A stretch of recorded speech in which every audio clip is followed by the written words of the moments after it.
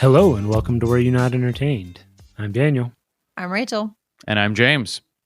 and we are going to be talking about Project Power tonight, a Netflix original. Another big budget Netflix film. Yeah, I think it's something like over $80 million to make this. yeah, it was expensive. The Yeah. effects were decent, so I can sort of understand some of the budget. I thought the effects were really good. Yeah, I was pretty impressed with the way the movie looked. It was visually interesting, and the fight scenes were pretty fun. Yeah, it was very, very like trippy sci-fi kind of shots that I really enjoyed. Yeah. Like seeing the transformations, like when people took their power pill, and you get the whatever it is, like their eyes that kind of dilate and whatever effect goes across them, and their skin cells and those sorts of things. I thought that was really cool and how they did that. And not only did it look cool, but you have that kind of blind box effect where you're like, ooh, what's this power going to be? Because most of the time when they pop one, they haven't told you what the power is going to be yet. Yeah. Throughout the entire movie. And so it was kind of like a little grab bag trying to figure out, or not even trying to figure out, but just anticipating what the transformation was going to look like at the end. Yeah, that was what I really enjoyed, was the imagination level on this. Mm-hmm. The dialogue wasn't necessarily strong or anything, but just the fact that they built their own world and went with it hard. There was no, aside from, cars drive on the road, there wasn't a lot of reality that they kept. And I really appreciated that. It seemed like it had comic or anime roots to it. Right. But it doesn't. I'm sure it's inspired by something of that nature, but it is an original script that was purchased by Netflix. Yeah. But I even had to double check, especially because of the very last shot at the end of the credits. Did y'all stick around for that? I don't think so. Which last shot? It's where she's sitting under the bridge, Writing. Right? Writing, yeah. Uh-huh. And it's got that kind of tilted angle to the camera, and it reminded me of the credits in an anime so heavily. I see. Yeah. Okay. I can see Yeah, it was when Robin was sitting there. You're right. Yeah. Exactly. But especially a lot of the way that the cameras moved, I felt like it was almost not necessarily mimicking, but it had that kind of comic feel to it, or that anime action feel to it, where a lot of the times the camera pans past the action. Right. And it was very visually interesting to me. But I also did notice the kind of Netflix look. I guess what I'm trying to get to was, all in all, I kind of wish this had been a television show, even if it had been like a 5-episode show. Right, like a mini series or something. Yeah, because I felt like they skipped over a lot of things that were interesting, because the idea of it and the world they were building, like you were saying, Daniel, was so interesting that I would have liked to have seen more of the breakout of the availability of the drug and some of the things that had happened. And see more of that kind of spreading and the cops having to deal with it, and more of the corruption that's infiltrating the precinct, and all of the different things that sounded like interesting ideas in this world that kind of just got mowed over for the main plot of the film, basically. Yeah, the plot that's at hand right here. And it was 2 hours, so it wasn't a super long movie either. And with those different elements, like if they actually had delved into it, then yeah, it could definitely be a TV show. Right. Yeah, I think like a 4-part mini series would have been great, because I definitely got the same sensation of there's so much world building you could continue.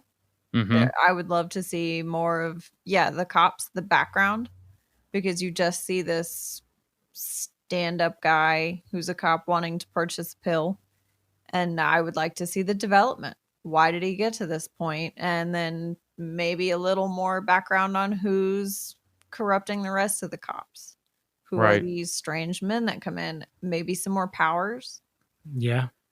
But Maybe more of the evil corporation and kind of the behind the scenes power plays there and what they're trying to develop next and stuff like that. yeah, even There's a lot of interesting ideas here. More of his daughter that they kidnapped and what her purpose was, like some more fleshing out of that. Yeah. But all that being said, for how much they really trimmed this down to squeeze it into 2 hours, I feel like they built such a convincing world and reality for you that like we were talking in a different group about this. It was so convincing that if something crazier had happened, I still would have believed it. Like if I don't know, one of the cars would have just suddenly started flying or there was a boat in the sky, you would have just gone, yeah, okay, logical. Well, I mean, that's what happens here. A dude turned into a giant in this movie. Yeah. There's so many good things, and they did it in such a realistic way that it felt believable. Like, this world does exist. We just haven't seen it. Yeah. Right. And I appreciate that. Yeah. So, all that to say, yes, they could have definitely done more with this, and it does open it up for possibilities of a sequel. Yeah. It's I don't know. Like, I don't know how they decide whether they're gonna run a sequel or not. But for Jamie Foxx's character, whose name was Art, I forget what they were calling him. The Colonel. He was the Major. The Major. Yeah. There we go. There was Big and Major. Whatever. And Captain was the captain of the police. So it was it was confusing. Anyway, it wasn't actually confusing, but his character actually at the end was, I'm done. That's it for me. That's the end of the fight for him. But mission accomplished. Yeah, exactly. But that's not necessarily saying anything for Frank. Right. The cop that's trying to kind of get to the bottom of all this, or was trying to get to the bottom of all this in the beginning. And, maybe it's basically given him a new mission. And they could. I mean, I would watch an entire series of Frank driving around, especially if they get Joseph Gordon-Levitt to do it. I'll watch him drive around the entire country fighting superheroes super powered people with a pill. It's like the Robin arc he didn't get at the end of the Batman trilogy. Oh my god! Now I want this even more. But I could see him continuing, and I could even see Robin's storyline continuing. Yeah. Robin's storyline. Oh, Robin from the movie, not. Gotcha. My bad. The other Robin, not I'm Batman. Sorry, we stopped talking about Batman. Yeah. I know that's hard for you, but Robin in this, I thought her chemistry with Frank was amazing. They had such a good squabbling relationship. Dominique Fishback was great. Yeah, she was incredible. Awesome. And it would be so great to see them continue on even together as like a funky crime fighting duo. Yeah, and I just got to say, she also was basically the similar screen time to Jamie Foxx and Joseph Gordon-Levitt, and she did not feel like it was a negative thing when she was the one hogging the screen. No. That's impressive to me. Yeah, I really enjoyed her character. She was impressive as this little girl that is. She was in it. In it for herself originally. And then it got to the point where she's in it to help. Right. And she doesn't have the power pills that she's taking or anything like that. She's not doing any of those things. She's not taking it. Yeah. Yeah. She's just running around as a normal human young girl, running through all the same crap that everybody else is, getting bullets flung at her, watching buildings catch on fire and explode, having crazy superhumans. Yeah, she's knocking down doors, trying to get her. I mean, she's a good mix of a book smart and street smart teenager. Yeah. Mm-hmm. Except for she doesn't immediately pull out her phone when a dude throws her in the back of a truck. Like I was like, there's no teenager on earth who, when they're locked in a trunk or the back of a truck, wouldn't immediately grab their cell phone, turn on the flashlight, and call 911 or their, a friend or family member or something. Right. I don't Turn know. on phone tracking I so that somebody super gets shocked. pinged for where your last location is. I mean, there's 1,000 things, but yeah, there's a few things in this movie that are just kind Jamie Foxx teleports out of the basement hallway when the explosion happens. Yeah. Well, yeah, see, it's exactly. movie magic. You It just go is. whatever. It's a movie about superpowers. I don't care. Yeah, exactly. I noticed them, but it was fun. I didn't mind. It definitely had its problems, but I enjoyed its pros more than I was lost in its cons, I guess. Absolutely. Fancy, sure. Its biggest con for me was the look of the show itself. It had that Netflix TV look to me. It kind of looked like Bright. yes. The other Netflix. It reminded me monsters. A little bit of Bright. It reminded me a lot of the Arrowverse. The Arrowverse, yeah, okay, that too. I can see that. It's CW. The Flash, yeah. It's kind of rude, but it's not Netflix. I'm talking about in the look. Now, I'm not talking about the style. The style was way better. The CG was so much better. The effects were incredible. All of that was great. The cinematography was great. It's something about like the color palette that they use, or something or the lenses that they use that give it this kind of like television look to it. And I don't know what that is. I'm not an expert in how to make films. I'm an expert in watching ones I like. Right. And so I'm not. If somebody knows what that is, please let us know. Hit us up on Twitter. But or YouTube. Yeah, it's part of the thing that it doesn't feel like a movie I would ever see in the theater. Right. And I mean, granted, it isn't, but have a completely different feel. Right. Now that you say that, it does remind me a lot of Bright, and it's also had a sort of similar premise in that you've got all these supernatural beings and cops, and what's the law and order in a situation like that, kind of like here. Yeah.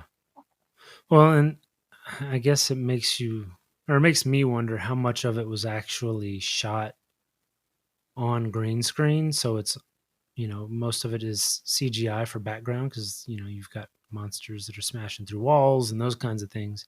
Mm-hmm. And so I'm wondering if that might be why it kind of has that filter on it, because a lot of it had to be shot that way versus using real locations or backlots and things like that to get the real buildings and doing actual demolition and those kinds of things. Yeah. Just a shot in the dark. I've got no clue either. I'm a professional sitting on my butt and watching whatever someone else has created for me. But yeah. And plus that's we're talking about a complaint in a movie that it sounds like overall all three of us enjoyed and we had a good time watching it and are interested in them possibly making more stuff on this world. Yeah. Am I wrong? No, definitely. Yeah, exactly. So I don't want to harp on that one thing too much, because there are a couple other things that I wanted to make sure I mentioned. Sure. I kind of could have done with it. Okay. The first thing I want to say is props to Joseph Gordon-Levitt, because his physicality in this was awesome. He usually doesn't have that kind of like shoulders back, rigid police officer stance and body language. Mm-hmm. And at least even when he played one in The Dark Knight Rises, I didn't really feel that as strongly as I do here. In this, the moment I saw him, I was like, whoa, he is full on cop. Right. And I was just impressed by that immediately.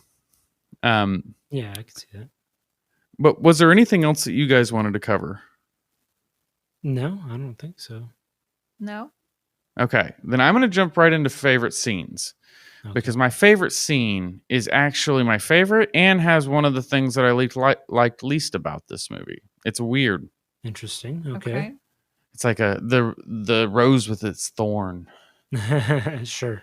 My favorite scene. What's that?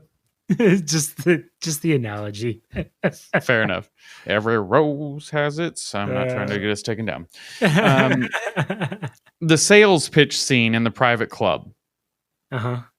Yeah. Where you have the major, and you have the major breaking in, and then you also have Frank kind of following up afterwards because Robin's standing outside at the street. Mm-hmm. I love the style of that whole area, that whole scene. I like the kind of meeting of the bad guys with the good guys closing in feel that you get there. The whole containment chamber that they have where she starts to turn to ice, and how it's really cool to begin with, and no pun intended, and then it turns grim. And the way they do that action shot inside of that containment where you see her dying horribly, which is kind of messed up and uncomfortable, but then you see this really crazy visceral action through this partially frozen glass. Yeah, that was really cool. I really liked the shooting of that. Yeah, there was some stuff that was just awesome. And then you had him turn into a troll at the end and like chase them down a hallway with an explosion. And so while I loved almost everything about it, that it was the only part that had a little bit of, I guess it was the exposition that kind of gave it away for me. Whenever I saw that there was a Wolverine frog that breaks its bones to turn into weapons, I was like, so that's literally going to be a bad guy's superpower at some point.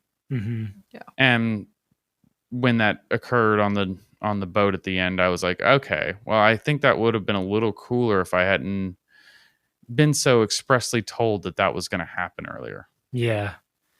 But I really did enjoy the guy that blew up. Yeah. Power pill and blew up.